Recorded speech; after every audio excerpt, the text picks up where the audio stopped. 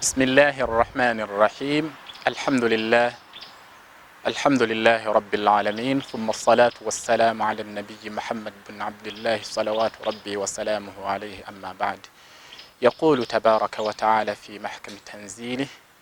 خذ العفو وأمر بالعرف وأعرض عن الجاهلين وإما ينزغنك من الشيطان نزغ فاستعذ بالله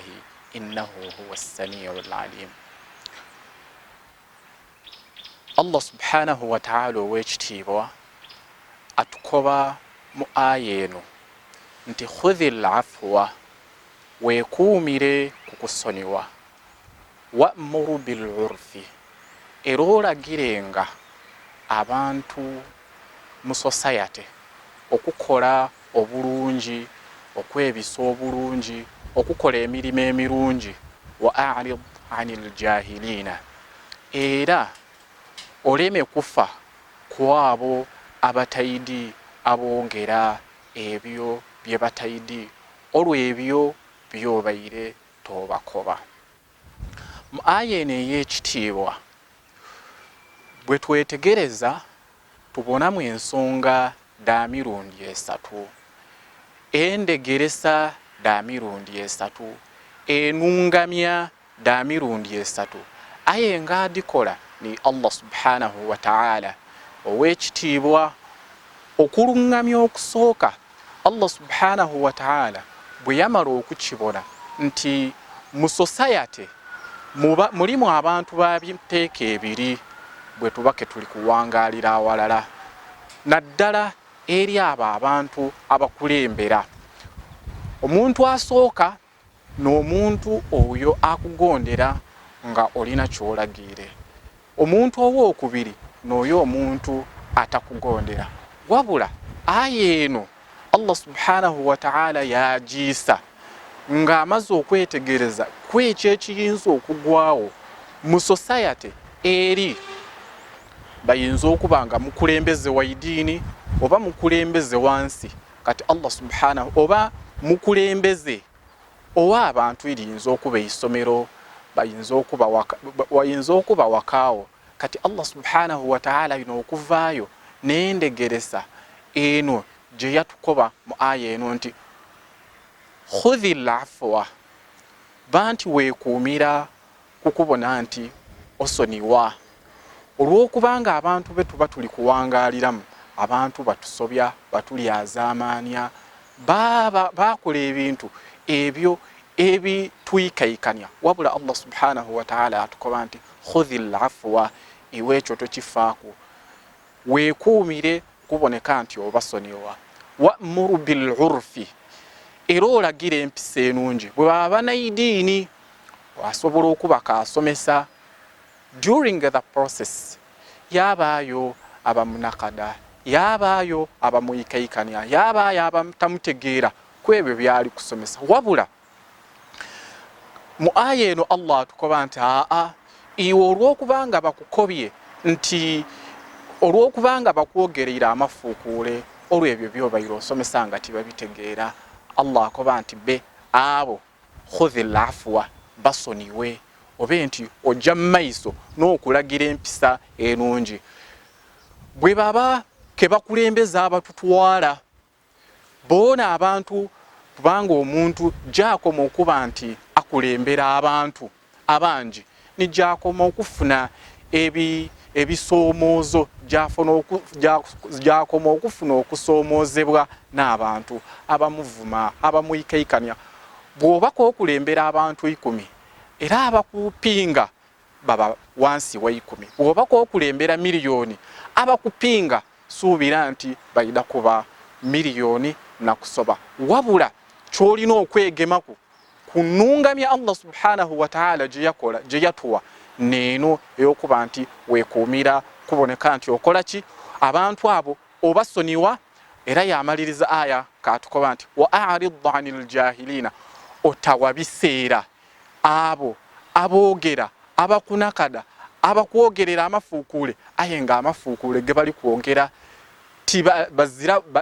ezira kye bayidi babizira ku bye bali kwogera babizira ku kumana kuona nti wa a'ridu anhum wa a'ridu anil jahilina ababatayidi banti toba wabiseera wabula iwe wegeme kubire ebibiri ekisooka jammaiso n'okubagalaga jammaiso n'okuba inonola ekituufu jammaiso n'okuboneka nti obasomesa kiki ekiteekeirwa okukola era bwe babanga bakwingirira mu kitiibwa kyo banti obasoniwa oboneke nti otwala ekyo Allah subhanahu wa ta'ala kyayenda okole ki kyayenda okole so ti kuvaayo otandike okuboneka nti weena weeyemerezaawo weerwanaku ole bwakuvuma weena oveeyo oboneke nti omuvuma ole bwakutyoboola weena oveeyo oboneke nti omutyoboola singa tuba tukoze tutyo tuyidda kuba abantu abalungi era nga Rasulu sallallahu alayhi wa sallama n'ekyokubonera ku kyayife ekisembayo kuba kirungi ni ba sahaba n'abo ba tabi'ina Rasulu sallallahu alayhi wa sallama bwe tubake tulingirire ku mu byafaayo katono Rasulu sallallahu alayhi wa sallama abatayidi bwe yavaayo okuboneka nti abeegeresa etaifa baamukuba wabula Jibrilu bwe yayida okuboneka nti ekola ki okuboneka nti emukubagiza n'ebyo yamukoba nti ndirye ni bamalayika babiri kyona kyonkoba kyembakola bamalayika bano abasobola okuzikiriza n'ensozi tubakolere ki Allah Rasulu sallallahu alayhi wa sallama yabakoba nti abantu abo nsaba tubasoniwe la'alla Allah obuulyawo Allah subhanahu wa ta'ala ayida kufulumya ku migongo gyabwe abo abayikiriza Allah subhanahu wa ta'ala ekyafaayo ekyokubiri nekya sahaba Umar ibn al-Khattab oyo yali khalifa owokubiri n'olwekitiibwa kye n'eitutumulye n'amaani ge buli omugasi gaidi obulungi lumu Uyayna aida eri mu ofisi ya Umar ayagaanayo ibn akhihi gwe baali beeta al-Hurr ibn Qais yasaba ibn akhihi ayingire eri Umaru kubanga yali yataawo system ey'obukulembeze nti omukulembeze tibamala gamutuukaku wabula olina kubitya mu bantu yasaba yakati Umaru iwe olina obwogereso nsaba onsabire nje ndogere kuno omukulu bwe yayingira eri omukulu mu kifo ekyokwogera ebigambo ebirungi yatandika kutyoboola Umaru yakoba nti hihi yabna Khattabi ma tu'tina al-jazal otuwa katono ino totuwa kingi amakulu ntifo tusosola wala ta'dil fina wala tahkum fina bil adl era bwobola mula wagati waife ife wekubira Umaru n'olwobwenkanya bwe yali alina n'okuboneka nti okubagabira kwe yali abakola abagabira kyamubitirirako fa arada yayenda okuba nti amugwa mu malaka amusaanyawo amukuba ibn akhi Uyayna yava yamukoba nti ya amira al-mu'minina owange iwe omukulembeze w'abayikiriza yaqulu Allahu ta'ala Allah tukoba mu Qur'an yekitiibwa khudhil afwa nkusaba osonige wa'muru bil urfi era olagira empisa enungi wa a'ridu 'anil jahilina era abo abatayidi aboogera bye bazira kumana kulungi bye bazira kukutegeera banti okola kibono obwesoniwa wa hadha min al jahilina era nkulayirira amirul mu'minina ono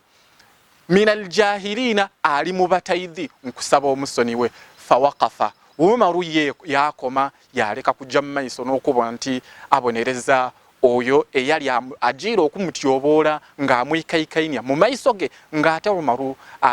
yali omukulembeze w'ebiseera ebyo ekyo kyatuwa ekyokwega nti omuntu yeena omukulembeze yeena bw'abaka ayenda okutwala ensonga eda society mu maiso bw'abaka ayenda okutwala obusiraamu mu maiso alina okumakinga sure nti ato yetooloyirwa abo baidi nti bamani abasobola okumuwabula ole yali sahaba Umaru ayenda okumugwa mu malaka ayi sahaba olw'okubanga nti yali alim ayidi bulungi amateeka ga Allah yayidukiza Umaru eiteeka lya Allah eryo ery'okuboneka nti asoniwa era yeesoniwa.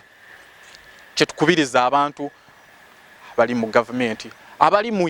bukulembeze bw'obusiraamu, abali mu masomero okugezaako okuboneka nti beetooloolwa abantu ababasobola okubawabula singa baba bawabye era babagaidinga kwekyo kye bateekwa okukola ki, kwekyo kye bateekwa okuboneka nti bakola nga kya mu idiini era nga kitwala eiwanga mu maiso. Wa hadha assalamu alaikum wa rahmatullahi wa barakatuhu.